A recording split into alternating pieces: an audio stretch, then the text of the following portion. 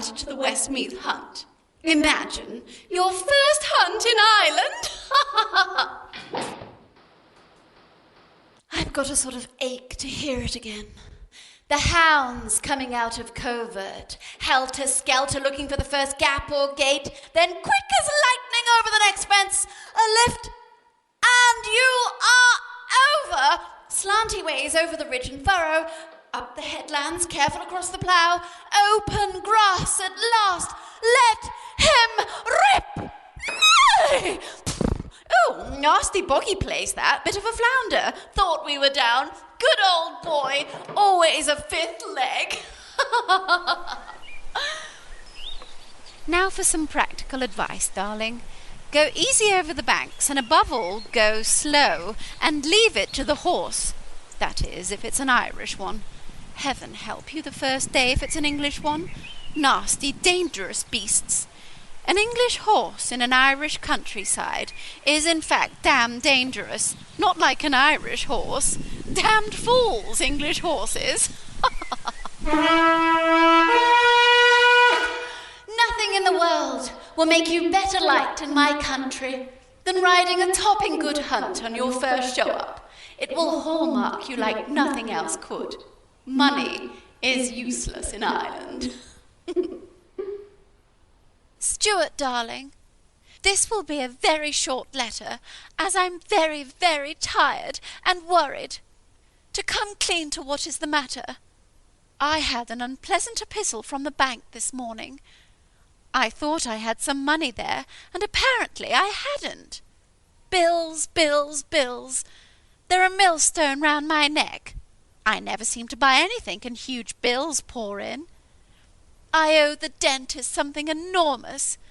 And then there's those dreadful horses, and saddlers, and cars, and drapers, and above all, there's Harrods.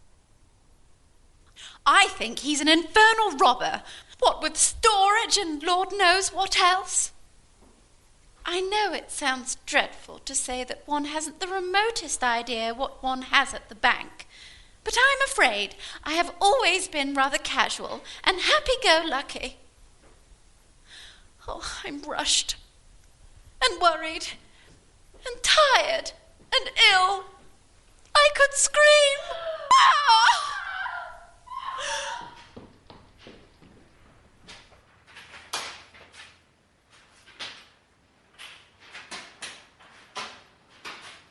Darling, you asked me once about an engagement ring, and I said I didn't want one because I thought it would cost you such a lot.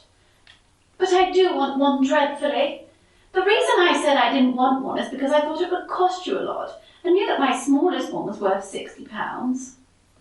However, I have found an absolute beauty for £18 and 10 shillings, which is better than my £60-pounder. You see, I've always loved aquamarines, which is very fortunate because they're much cheaper than other stones. And they really are very, very pretty. Lovely, in fact. Cheap diamond ones look horrid, sort of yellowy, and good white ones are awfully dear. Oh, do let me know quick.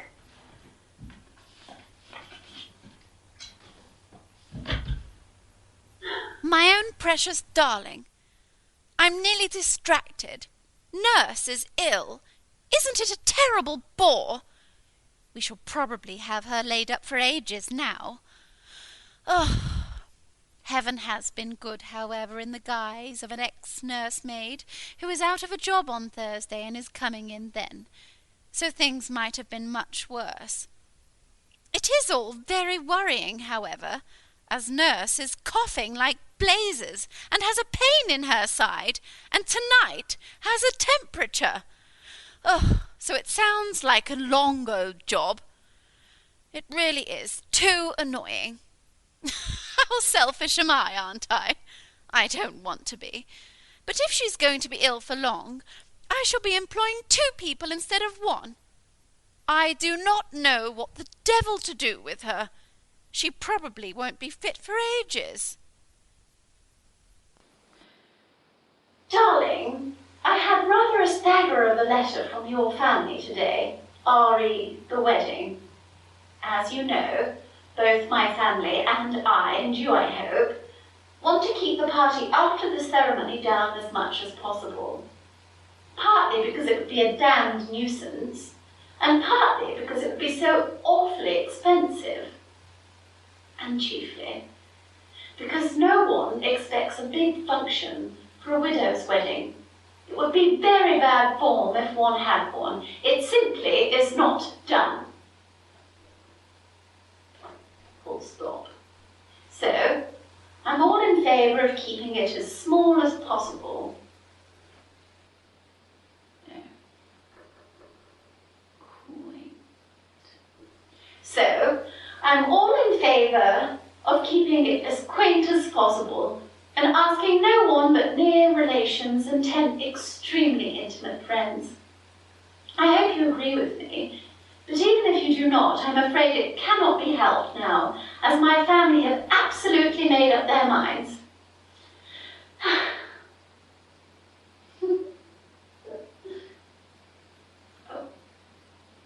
Just imagine, darling, I have known you 10 weeks yesterday. Doesn't it sound absurd when you put it like that? I don't think time makes any difference in this sort of thing, though. Good night, precious. Olive.